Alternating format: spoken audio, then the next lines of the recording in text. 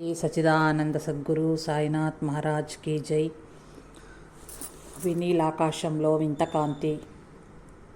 దేవుడు ప్రత్యక్షమవటం, ఆత్మసాక్షాత్కారం వంటి వేటిని గమ్యంగా ఒప్పుకోలేదు భగవాన్. ఆత్మ అఖండమై అంతా తానే ఉంటే చూచేవాడెవడు, చూడబడేవాడెవడు, చూచే సాధన ఏమిటి అని అడిగారు. అవును, ఆత్మ అనుభవైక వేద్యమే గాని మరొకటి కాదు. ఆత్మ అనగా ఇది అని ఎవరు చెప్పగలరు? కృష్ణ పరమాత్మ సైతం ఆత్మను ఇతమిద్దమని చెప్పలేక, ఈ ఆత్మను ఒకడు ఆశ్చర్యంగా చూస్తున్నాడు, మరొకడు ఆశ్చర్యంగా చెబుతున్నాడు, వేరొకడు ఆశ్చర్యంగా వింటున్నాడు, అయినా ఈ ఆత్మని ఎవరు తెలుసుకోలేకపోతున్నారు అన్నారు. ప్రాచీన ఋషులు అహం బ్రహ్మాస్మి, శివోహం వంటి మహావాక్యాలు చెప్పి వాటిని స్మరించమన్నారు. నీవు బ్రహ్మవే అయి ఉండగా, శివుడవే అయి ఉండగా, అనగా ఆత్మవే అయి ఉండగా, నేను బ్రహ్మను, నేను శివుడను అని మననం చేసుకోవటం. వెంకన్న నేను వెంకన్నను, నేను వెంకన్నను అని, పుల్లయ్య నేను పుల్లయ్యను, నేను పుల్లయ్యను అని అనుక్షణం అనుకోవటంలా ఉంటుంది అన్నారు భగవాన్. ఇక ఆత్మను తెలుసుకోవటానికి నేతి నేతి, ఇది కాదు ఇది కాదు అనుకుంటూ పోతే ఎక్కడ తేల్తాం? అర్థమేముంది ఆ సాధనలో అని అడిగారు భగవాన్. ఇప్పుడు ఒక ప్రశ్న బయలుదేరవచ్చు. నేనెవరిని అనుకుంటూ కూర్చోటం మాత్రం అర్థరహితం కదా అని కాదు. నేను ఆత్మను అనే చరమ లక్ష్యానికి రాకుండా నేనెవరిని అనే ప్రశ్నతో హృదయంలోకి చొచ్చుకపోతే ఆ వెతికే మిథ్యా నేను, ఒకే ఒక నేను అయిన ఆత్మలో మునిగి హతమైపోతుంది. ముఖ్యంగా కావలసింది ఏకాగ్ర దృష్టి. ఇలా దృష్టిని స్థిరం చేయట కష్టమే. చాంచల్యమైన మనస్సుని నిరోధించటం కష్టమే గాని అసాధ్యం మాత్రం కాదు. సాధన చెయ్యగా సాధ్యమవుతుంది. ఎప్పుడెప్పుడైతే ఈ మనసు చలించిపోతూ ఉంటుందో అప్పుడప్పుడే దానికి కళ్ళెం వేసి దాని పరుగులు ఆపి ఆత్మ ఎత్తం చెయ్యాలి అని గీతాచార్యుడు చెప్పాడు కదా. ఇది దుస్సాధ్యమైన అనుకుంటే ఏది సాధ్యం? ఏది ఇంతకంటే సులభం? నిష్కామకర్మ సులభమా? ప్రతిఫలాపేక్ష లేకుండా త్రికణ శుద్ధిగా ఏదైనా చేయగలమా? కుడి చేత్తో ఇచ్చింది ఎడం చేతికి తెలియకూడదన్నారు. అయితే మనం చాలామంది ముష్టివాడికి సైతం ఒక 10 పైసలు వెయ్యాలంటే మన దాతృత్వం చూచేవారు అక్కడ ఉంటేనే గాని వెయ్యం. తమరు చేస్తున్న ఘనకార్యాలకు సాక్ష్యం ఉండాలని పూలమాలలను, వాటిని వేసేవారి ఫోటోలు తీసేవారిని తమరే సిద్ధం చేసుకుని మరీ తయారవుతున్న ప్రజాసేవకులు, కళాపోషకులు ఎంతమంది లేరు? అందుచేత చెప్పేదేమిటంటే నిష్కామ కర్మ సులభం కాదని. భక్తి సులభమా? గొంతు చిచ్చుకొని పాటలు పాడుతూ, పిట్టలు ఎగిరిపోయేటట్లు చప్పట్లు కొడుతూ, భూమి దద్దరిల్లేటట్లు గంతులు వేస్తూ ఉండటం భక్తి కాదు. భక్తి అంటే పరమేశ్వరుని కోసం ఆర్తి, తల్లి తండ్రి తోడు నీడ సకుడు గురుడు అయిన దేవుడికి కోసం తహతహ. ఒకడు శ్రీ రామకృష్ణ పరమహంస వారి దగ్గరకు వచ్చి, నాకు భగవంతుని దర్శనం చేయించాలి తమరు అన్నారు. సరే, అలాగే చేయిస్తానని వాడిని గంగా స్నానానికి తీసుకువెళ్ళి గంగలో ముంచి పైకి లేవకుండా నొక్కి పట్టి ఉంచారు కొంతసేపు. ఆ తర్వాత వదిలిపెట్టగా వాడు లేచి, అదేమిటి స్వామి అలా నొక్కేశారు, ఉక్కిరి బిక్కిరి అయిపోయానన్నాడు. అదే నీ ప్రాణం కోసం ఎంత తహతహలాడిపోయావో భగవంతుడి కోసం కూడా అంత తహతహలాడితే వాడే ప్రత్యక్షమవుతాడు. నేను వేరే దర్శనం చేయించనక్కర్లేదు అని చెప్పారు పరమహంస. కుండలు చెయ్యటానికి మట్టి తొక్కుతూ ఆ మట్టిలోకి పాకి వచ్చిన పసికందు తన కన్న కుమారుడిని గమనించకుండా వాడిని కూడా తొక్కి పారేశారు ఘోర కుంభార్ భక్తి పారవశ్యంలో. అది భక్తి అంటే. ఇప్పుడు తెలిసింది కదా అటువంటి భక్తి కూడా సులభం కాదని. శరణాగతి సులభమా? దుశ్శాసనుడు ద్రౌపది చీరలాగుతుంటే ఎంతో పెనుగులాడింది. తన మానం కాపాడుకునేందుకు ఆ తల్లి కృష్ణుడిని ఎంతగానో ప్రార్థించింది. కానీ ఏ కృష్ణుడు రాలేదు. చివరికి 2 చేతులు జోడించి పైకెత్తి, కృష్ణ అన్యథా శరణం నాస్తి త్వమేవ శరణం మమ అంది. అప్పుడు వినిపించింది కృష్ణుడికి. ద్రౌపది మాన సంరక్షణ జరిగింది. భారమంతా భగవంతుడి మీదనే వేసి మార్జాల కిషోర న్యాయంగా నిశ్చితంగా ఉండగలవారెందరు? ఇక శరణాగతి మాత్రం ఏం సులభం? ఆత్మవిద్య అత్యంత సులభం అంటూ ఒక కథ చెప్పారు భగవాన్. ఒక ధనకుడి ఇంట్లో చాలా ఘనంగా పెళ్లి జరుగుతోంది. సూటు బూటు వేసుకుని ఒక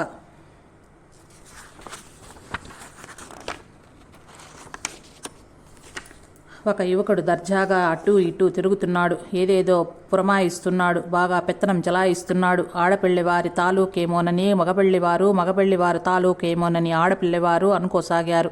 ఇలా ఉండగా మగపెళ్లివారి పెద్దలు, ఆడపిల్లవారి పెద్దలు ఆ యువకుడు మీకేమవుతాడని అడిగారు.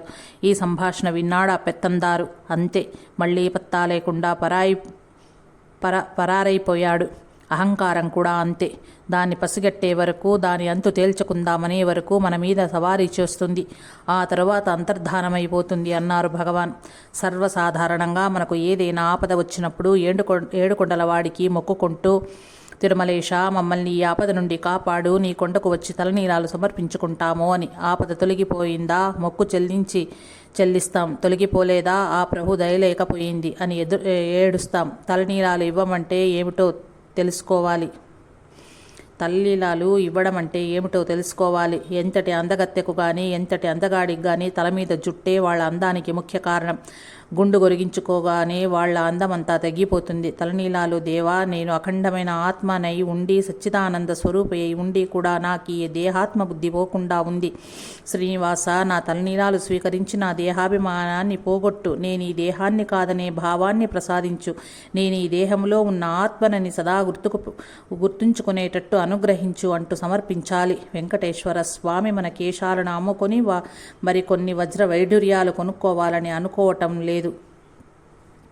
శ్రీవారికి తలనీలాలు సమర్పించి ఆ వెంటనే బయటకు వచ్చి మగవారు టోపీలను, ఆడవారు విగ్గులను ధరిస్తున్నారు. సమర్పించిన ఫలితం లేకుండా మనకి దేహాత్మ బుద్ధి నశించుగాక.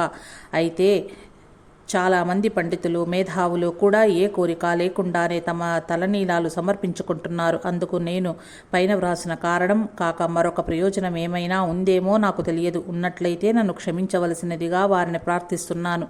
అందుచేత దేహాత్మ బుద్ధిని పోగొట్టుకునేందుకే నేనెవరిని అనే ఒకే ఒక ప్రశ్నతో లోనికి మునుగు. సమస్తాన్ని తెలుసుకునే నేను తెలుసుకోకుండా సమస్తాన్ని తెలుసుకోవటానికి ప్రయత్నించటం అవివేకమన్నారు భగవాన్.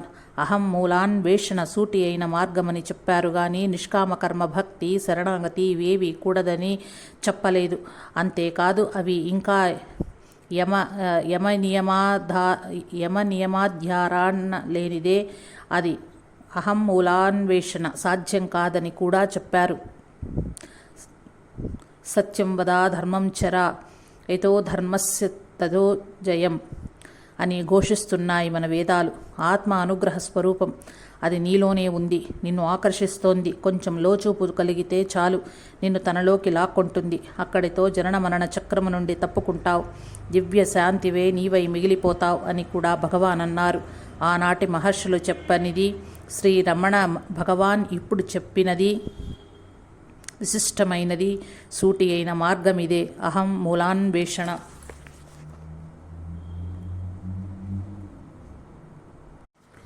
మన భారతదేశానికి ఒక దొరగారు వచ్చి కృష్ణ ప్రేమ్ అని పేరు పెట్టుకుని హిమాలయాలలో తపస్సు చేసుకుంటున్నారు. వారు ఒకనాడు భగవాన్ దర్శనానికి తిరువన్నామలై వచ్చారు. అప్పుడు భగవాన్, ఎవరికో నేనెవరిని అని ప్రశ్నించుకోండి, మీ సందేహాలన్నీ తీరిపోతాయని చెప్పటం విన్నారా దొరగారు.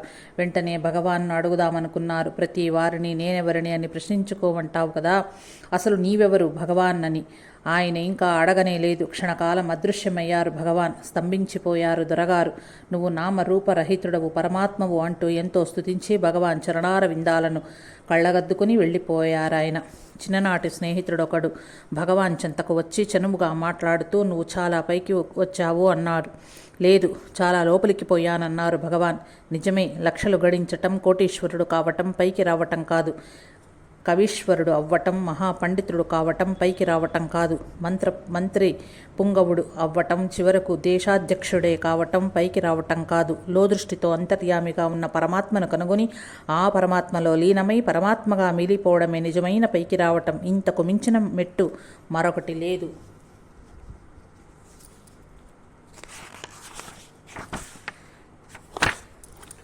సంకేత స్థలానికి చేరుకోవాలని ఒంటరిగా బయలుదేరాను. నిశ్శబ్దమైన చీకట్లో నా వెంబడి వచ్చేది ఎవరు? అతని సామీప్యాన్నించి తప్పుకోవాలని దూరంగా జరుగుతాను, కానీ అతని నుంచి తప్పించుకోలేను. తన డంబాచారంతో భూమి నుంచి దుమ్ము రేపుతాడు. నేను పలికే ప్రతి మాటకు తన అరుపులు జత చేస్తాడు. ప్రభు, అతన అహం, వాడికి సిగ్గు లేదు. వాడితో కలిసి నీ ద్వారాన్ని సమీపించాలంటే నాకు సిగ్గు. ఠాగూర్ గీతాంజలి నుండి తెలుగు చలం. మొదలియార్పాడి కడు బీదది, బాగా ముసలిదైపోయింది. కళ్ళు కూడా కనపట్టం లేదు. అయినా భగవాన్కు భిక్షా కైంకర్యం మానదు. ఏనాటి నుంచి, ఎన్ని సంవత్సరాల నుంచి అలా చేస్తుందో. ఒకనాడు భగవాన్ ఇంత పెడితే ఎలా తినగలను పాటి అన్నారు. మహా చక్కగా తినగలవు, ఎక్కువ పెట్టాననుకోవటం కూడా ఒక తలంపే కదా అన్నది పాటి. ఆమెకు భగవాన్ దగ్గర అంత చనువు. నా వేదాంతం నాకే నేర్పుతున్నావే అని నవ్వారు భగవాన్. ఒక చిన్న పిల్ల, ఒకనొక భక్తుడి కూతురు పరిగెత్తుకుంటూ వచ్చి నన్ను ముట్టుకో భగవాన్ అంది. భగవాన్ అలాగే ముట్టుకున్నారు. నా చేతిని ముట్టుకున్నావు కానీ నన్ను ముట్టుకున్నావా అని అడిగింది ఆ గడుగ్గాయ్. భగవాన్ నివ్వెరపోయారు. నీవు నేర్పిన విద్యయే నీరజాక్ష అనాలా? వారి పన్నిన వలలో వారే చిక్కుకున్నారని అనాలా? అదేమీ కాదు. ఆత్మ అఖండమై ఉండగా ముట్టుకునేదెవరు? ముట్టుకునే సాధన ఏమి? సాధన మేది అని చెబితే ఆ పసిదానికి ఏమి తెలుస్తుంది? ఎన్ని విధాలా చెప్పినా వేదాంతంలో మునిగి తేలుతున్న వాళ్ల మనసులకే పట్టటం లేదు కదా. ఈ రమణ దేవుని కథ కంటే కాశీ మజిలీ కథలు, బేతాళ కథలు, కాకమ్మ కథలు కాలక్షేపానికి బాగుంటాయి. అయితే ఇది కాలక్షేపానికి అల్లిన కథ కాదు. ఆత్మవిద్యాధ్యాపకుడై అవతరించి మనలను ఉద్ధరింప కంకణము కట్టుకున్న కళ్యాణమూర్తి రమణుడు. అజ్ఞాన అంధకారమున్న దారి గానక ఉన్న మనకు జ్ఞాన జ్యోతిని చూపిన కరుణాంతరంగుడు రమణుడు. ఘోర సంసారాబుద్ధిలో మునిగిన మనలను దరిచేర్ప నేతెంచిన పరమాదయానిధి రమణుడు. దుర్భర జనన మరణ చక్రము నుండి మనలను తప్పింప తెరలి వచ్చిన తండ్రి రమణుడు. తన్ను తాను తెలుసుకోను మార్గమును చూపి మనలను దుఃఖాలయాల నుండి అవ్యయానంద పదవికి చేసిన గురువరేణ్యుడు రమణుడు. ఆ రమణుడి కథ ఇది. భగవంతుడు ఎప్పుడు తన బిడ్డల కోసం మానవాకారం దాల్చి వస్తూనే ఉన్నాడు. గుర్తించలేకపోవటం మన దురదృష్టం. మనం తండ్రి అయిన భగవంతుడి కోసం ఒక అడుగు ముందుకు వేస్తే భగవంతుడు బిడ్డలైన మన కోసం 10 అడుగులు ముందుకు వస్తాడు. రమణావతారం యొక్క ఫలితాన్ని మనము పొందాలంటే వారి బోధామృతాన్ని మత్తెక్కేలా గ్రోలాలి. వారి మీద వేయగలిగినంత భారము వేసి అహం మూలాన్వేషణకు ఉపక్రమించాలి. వారు కరుణాపూర్ణ సుధాబ్ది కాబట్టి మనం చేసే సాధనకు 10 ఫలితాన్ని ముట్టు చెబుతారు. మన దుష్కర్మల ఫలితాన్ని మనం అనుభవించనక్కర్లేకుండా చేస్తారు. నీకు కలిగే మంచి చెడ్డలు నీ సత్కర్మ దుష్కర్మల ఫలితంగానే కలుగుతున్నాయి, కానీ వాటిలో పరమేశ్వరుడికి ఏమి సంబంధం లేదు అంటున్నారు మీమాంసకులు. ఇది శుద్ధ అవివేకం. కర్మ జడం. చైతన్య స్వరూపుడైన ఈశ్వరాజ్ఞ చైతన్య ఈ కర్మ ఫలితాన్ని నువ్వు అనుభవిస్తున్నావన్నారు భగవాన్. ఇది ఎంతటి పాపాత్ముడికైనా ఊరట కలిగించక మానదు. నువ్వు చేసిన పాపాలకు హృదయపూర్వకంగా పశ్చాత్తాపడి పరమేశ్వరుని ప్రార్థిస్తే ఆ దయామయుడు నిన్ను క్షమించి నీ దుష్కర్మల ఫలితాలను నువ్వు అనుభవించనక్కరలేకుండా చేస్తాడు. భగవంతుడు ఘటన సమర్థుడు కదా. పశ్చాత్తాపమే పాప పరిహారం అని కూడా అనలేదా? నీ దుష్కర్మల ఫలితాలను నువ్వు ఎలాగూ కోరవు. నీ సత్కర్మల ఫలితాలను కూడా కోరవంటే వాటి ఫలితాలను అనుభవించటానికి మళ్ళీ పుట్టవలసి వస్తుంది. పుట్టాలంటే గర్భనరకం తప్పదు.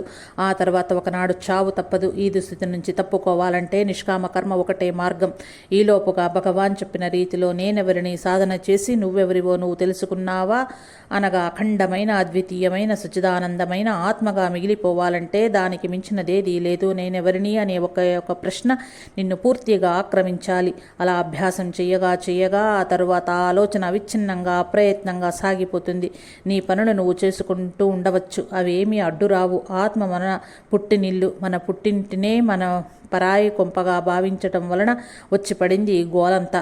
మనమెవరిమో మనం మర్చిపోయాము. ఈ తోలు శరీరాలనే మనం అనుకుని అనేక జన్మలు ఎత్తుతున్నాము. మనం ఎవరమో తెలుసుకున్నవాడు కలలో దేశాలు తిరిగి మేలుకోగానే ఎలాగుంటుందో అలాగుంటుంది అన్నారు భగవాన్. చెప్పినా ఎన్నిసార్లు చెప్పినా ఎన్ని విధాలా చెప్పినా ఆత్మ విద్య వంట పట్టడం కష్టం. అప్పటికి అర్థమైనట్టే ఉంటుంది. మళ్ళీ మొదలు ఏవేవో సందేహాలు పుడతాయి. భగవాన్ శరణ సన్నిధిలో సంవత్సరాలు గడిపిన భక్తులకే సందేహ నివృత్తి కానిది. మనకు సందేహాల పుట్టటంలో ఆశ్చర్యం ఏముంది? అందుచేత మనం ఈ భక్తుల సందేహాలు భగవాన్ సమాధానాలు పరిశీలించి అవగాహన చేసుకుంటే అహం మూలాన్వేషణ సులభతరమవుతుంది. జై సాయి మాస్టర్, జై రమణ.